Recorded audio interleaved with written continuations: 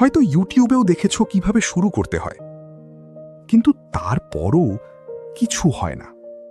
দিন যায়, সপ্তাহ যায়, তুমি আবার নতুন প্ল্যান করো, আবার শুরু করবে বলো, আবার হয় না।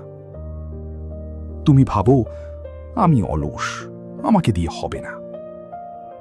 কিন্তু আমি আজকে তোমাকে একটাই কথা বলবো, এটা তোমার দোষ না। তোমার ব্রেইন তোমাকে ডেলিবারেটলি ব্যর্থ করাচ্ছে, এবং সে জানে তুমি টের পাবে না। কারণ তোমার ব্রেইন একটা পুরনো সিস্টেমে চলছে। সে তোমাকে রক্ষা করতে চায়, কিন্তু ভুল উপায়। প্রতিবার তুমি এগোতে চাও, সে তোমাকে টেনে ধরে। আজকে আমি তোমাকে দেখাবো ঠিক কিভাবে সে এটা করে এবং কিভাবে তুমি বের হতে পারবে।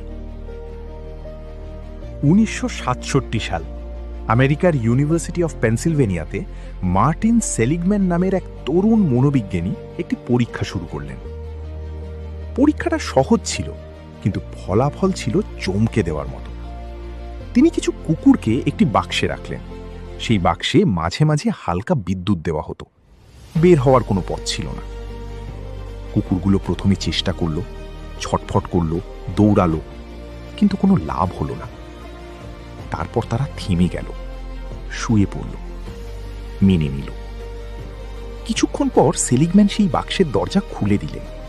বের হওয়ার পথ তৈরি হল, কিন্তু কুকুরগুলো বের হলো না, শুধু শুয়ে রইল। কারণ তারা শিখে ফেলেছিল চেষ্টা করে কোনো লাভ নেই। সেলিগম্যান এই অবস্থার নাম দিলেন লার্নড হেল্পলেসনেস, শেখানো অসহায়ত্ব। এখন তোমার কথা ভাবো। এখন দেখো তুমি নিজেকে কিভাবে ব্যর্থ করছো প্রতিদিন, নিজেও জানো না। প্রথম চিহ্ন প্রোক্রাস্টিনেশন, কিন্তু এটা অলসতা না। তুমি ফোন স্ক্রোল করছো কারণ কাজটা শুরু করলে যদি ব্যর্থ হও, সেই ব্যথাটা এড়াতে চাইছো। না করাটা নিরাপদ মনে হচ্ছে। দ্বিতীয় চিহ্ন সবকিছু পারফেক্ট না হলে শুরু না করা। সময় ঠিক হলে শুরু করব, ল্যাপটপ নতুন কিনলে পড়ব, এই মাসটা যাক তারপর।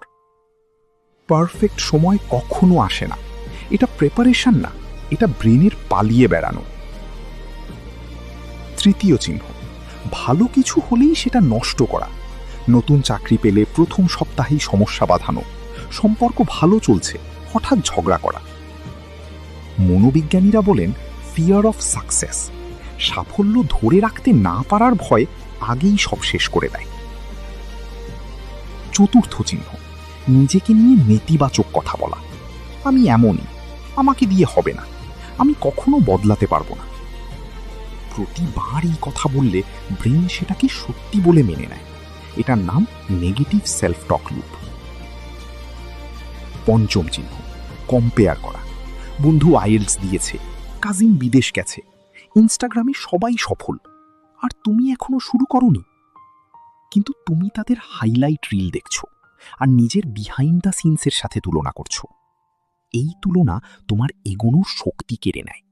এর সাথে আসে আরেকটি জিনিস, ইম্পস্টার সিনড্রোম। তুমি কিছু একটা ভালো করলে মনের ভেতরে একটা কণ্ঠ বলে, এটা লাক ছিল, অন্যরা জানলে বুঝবে আমি আসলে কিছুই না, এত ভালো রেজাল্ট হবে কেন, নিশ্চয়ই ভুল আছে। বাংলাদেশে এটা আরও গভীর, কারণ ছোটবেলা থেকে শেখানো হয় বেশি কনফিডেন্ট হওয়া ভালো না, মাথা উঁচু করলে নামিয়ে দেওয়া হবে, তুই যা, তার চেয়ে বড় হওয়ার চেষ্টা করিস না। এই কথাগুলো শুধু কান দিয়ে ঢোকেনি, ব্রেনের ভেতরে গেঁথে গেছে। আর যখনই তুমি বড় কিছু করতে যাও, সেই পুরনো কণ্ঠগুলো জেগে ওঠে, তোমাকে টেনে ধরে। একটু ভাবো, থমাস এডিসনকে তার টিচার বলেছিল তুমি কখনো কিছু শিখতে পারবে না। আইনস্টাইনকে বলা হয়েছিল সে মেন্টালি স্লো। জে.কে রোলিংয়ের হ্যারি পটার 12টি পাবলিশার রিজেক্ট করেছিল। ওরা যদি সেই কণ্ঠ বিশ্বাস করত, আজকে পৃথিবী অন্যরকম হতো। তুমিও সেই কণ্ঠ বিশ্বাস করতে পারো, অথবা সেটাকে চিনে নিয়ে এগিয়ে যেতে পারো। সিদ্ধান্তটা তোমার। তাহলে কি বের হওয়ার উপায় নেই? আছে, কিন্তু এটা একদিনে হয় না। প্রথম কাজ, নিজের সাথে সৎ হও। প্রতিদিন সকালে একটাই প্রশ্ন করো, আমি কি সত্যিই পারি না, নাকি চেষ্টা করতে ভয় পাচ্ছি? এই উত্তর তুমি নিজেই জানো। দ্বিতীয় কাজ, ছোট ছোট জয় তৈরি করো। বড় লক্ষ্য না, আজকে শুধু 10 মিনিট। কারণ ব্রেইন ছোট সাকসেস দেখলে বিশ্বাস করতে শুরু করে আমি পারি। তৃতীয় কাজ, পুরনো কণ্ঠগুলো চেনো। যখনই মনে হয় আমি পারবো না, থামো, নিজেকে জিজ্ঞেস করো, এই কথা কে বলেছিল? এটা কি সত্যি, নাকি কেউ একদিন বলেছিল? বেশিরভাগ সময় দেখবে সেই কণ্ঠ তোমার না, সেটা কারো ছায়া, যে নিজেও হয়তো ভয় পেত।